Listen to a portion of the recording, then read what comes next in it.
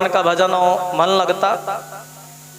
सबसे पहले बोलो सारे, तन मन धन सब कुछ है तेरा, तेरा तुझको क्या लागे। हे प्रभु मेरा मन ले लो। क्या ले लो जी? मन दे दिया। और तीन पग वामन भगवान बार बार कह रहे, तीन पग भूमि चाहिए। कितने पग भूमि जी? तीन पग।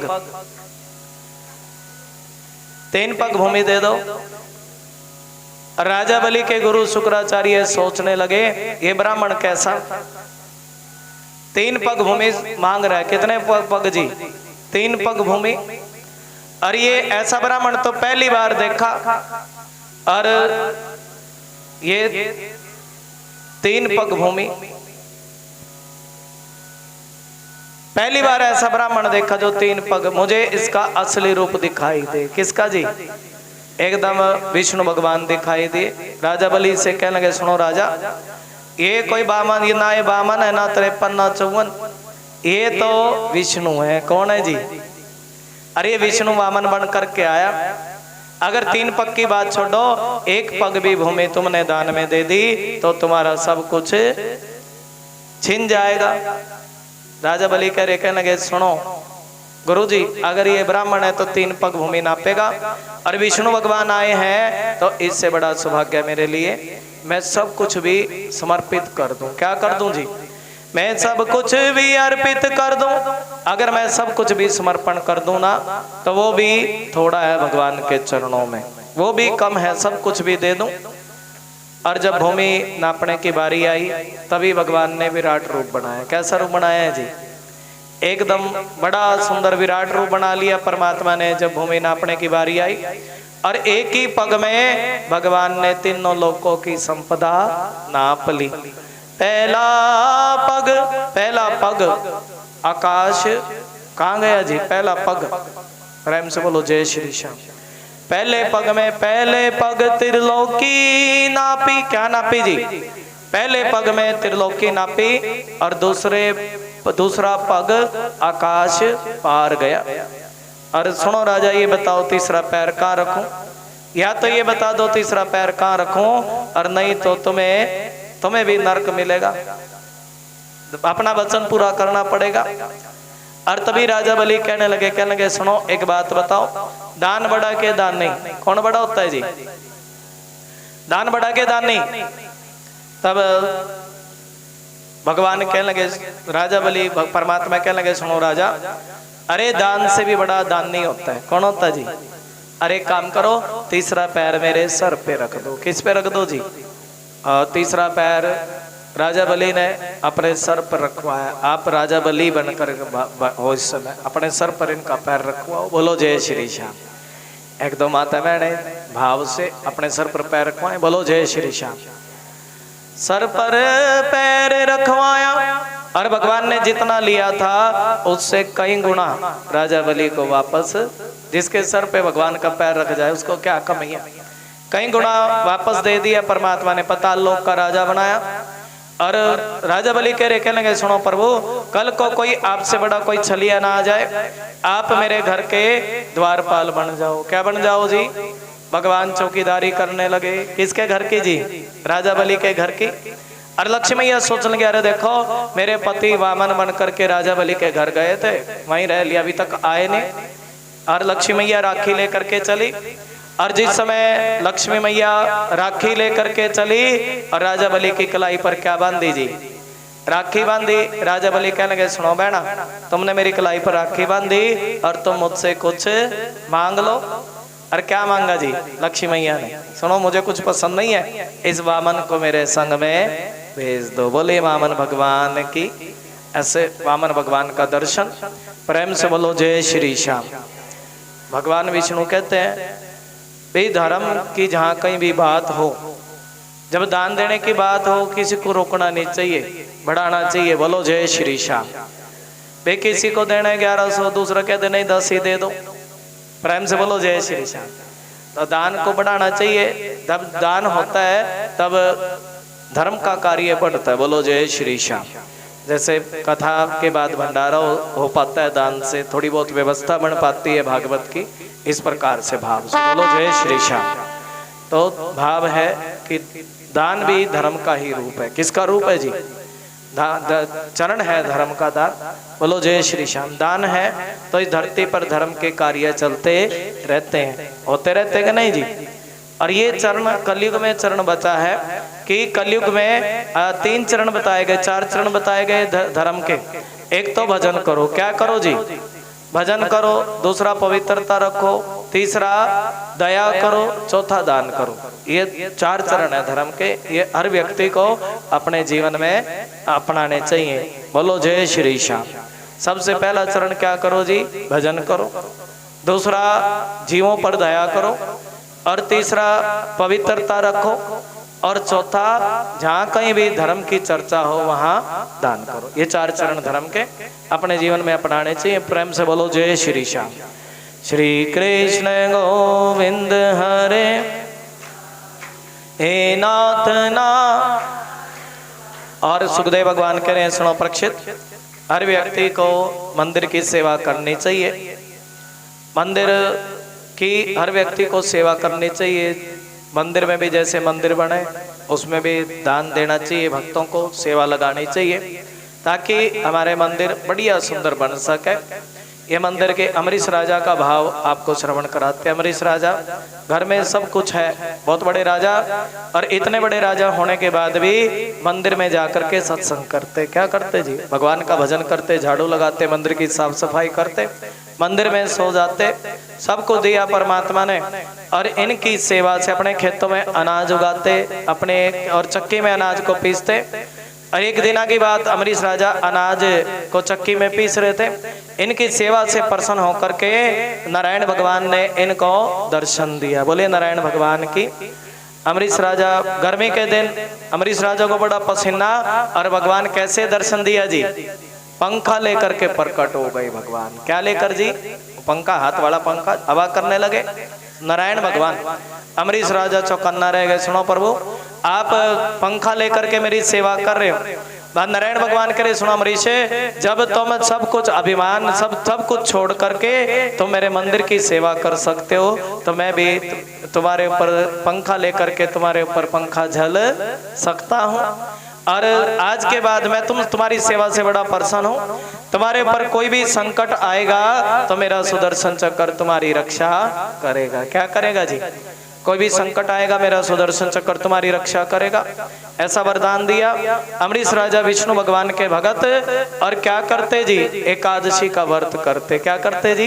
एकादशी का व्रत किया। द्वादशी तिथि आई, व्रत खोलने की बारी आई, और तभी दुर्वासा ऋषि आए। अमरीश राजा कहने लगे, सुनो दुर्वासा, तुम प्रसाद स्वीकार करो, प्रसाद लो। दुर्वासा ऋषि कह रहे, सुनो अमरीश, मैं संध्या वंदन के लिए जाता हूँ, मैं संध्या वंदन के लिए जाता हूँ, और उसके बाद मैं प्रसाद ग्रहण करूंगा, व्रत खोलना है। तभी अमरीश राजा ने चरना अमृत लेकर के व्रत खोलने लगे ब्राह्मणों के कहने से।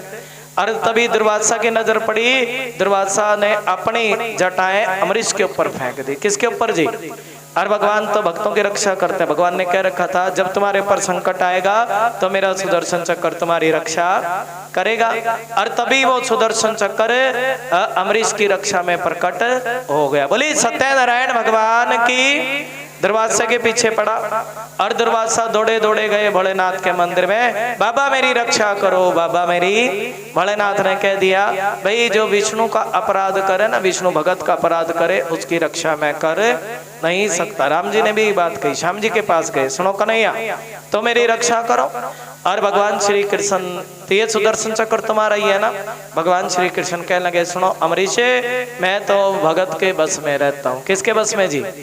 मैं भगत के बस में रहता हूँ, और मैं तो भगत से ऊपर उठ करके कभी कोई काम करता नहीं हूँ। तुमने मेरे भगत का अपराध किया तो मेरा भगत ही तुम्हें क्षमा करेगा, मैं तुम्हें क्षमा नहीं कर सकता।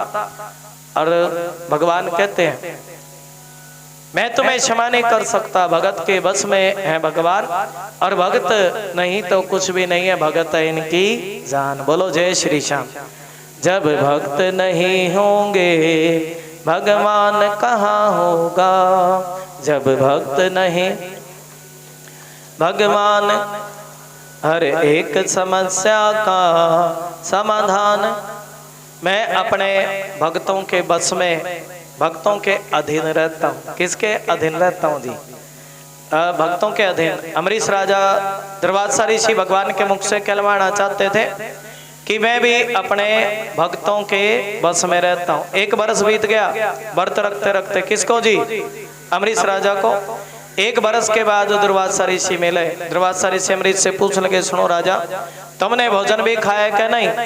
तब दुर्वासा अमरीश राजा कहने लगे, सुनो गुरुजी, जब आपने भोजन नहीं खाया तो मैं भोजन कैसे खा सकता? एक वर्ष से मैंने तो विष्णु का व्रत किया। ऐसे देखिए, राजा होकर के विष्णु भगवान की भक्ति करना ये बहुत अच्छी बात है। सब कुछ मिल जाए, अभिमान ना है मन में, उसके बाद विष्णु की भक्ति करना बड़ी अच्छी बात है और बड़ा सुंदर भाग। भगवान समय समय पर आते हैं, अवतार लेकर के आते, कभी मछली बन करके आते।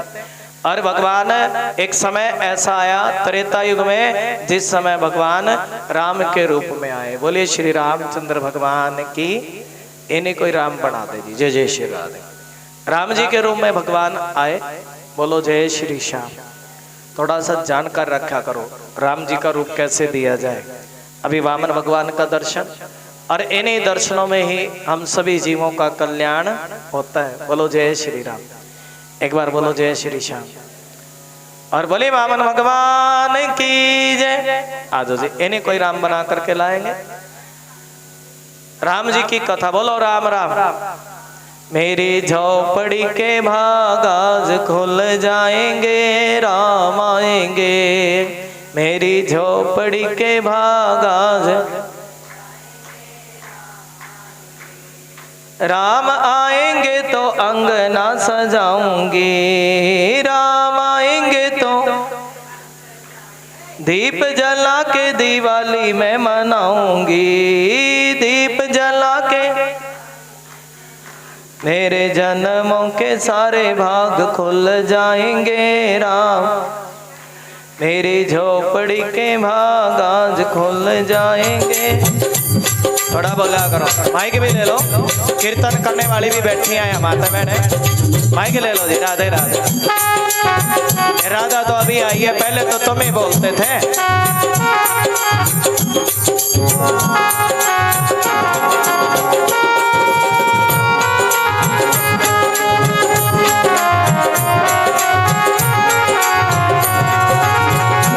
मेरी झोपड़ी के भाग आज खुल जाएंगे, राम आएंगे। मेरी झोपड़ी। बटन खोल लो जिसका बटन बोला करो, ताली भी आकर के राधे राधे। मेरी झोपड़ी के हम सारे खुल जाएंगे, राम आएंगे। मेरी झोपड़ी के भाग आज खुल के राम आएंगे आएंगे, राम आएंगे। राम आएंगे आएंगे, राम आएंगे। हाथ पकड़ के मेरे बाग आज खुल जाएंगे, राम आएंगे। बाग खुल जाएंगे, राम आएंगे तो अंगना सजाऊंगी। राम आएंगे तो अंगना सजाऊंगी। आएंगे तो अंगना सजाऊंगी। दीप जला के दिवाली में मनाऊंगी। दीप जला के दिवाली में मनाऊंगी। मेरे जन्मों के सारे भाग खुल जाएंगे, राम आएंगे। मेरी झोपड़ी के भाग आज खुल जाएंगे, राम आएंगे। दाना तो की ताली बजा कर के भाग आज खुल जाएंगे, राम आएंगे। राम आएंगे आएंगे, राम आएंगे। राम आएंगे आएंगे, राम आएंगे। हाथ पकड़ के ताली। बाग आज खुल जाएंगे,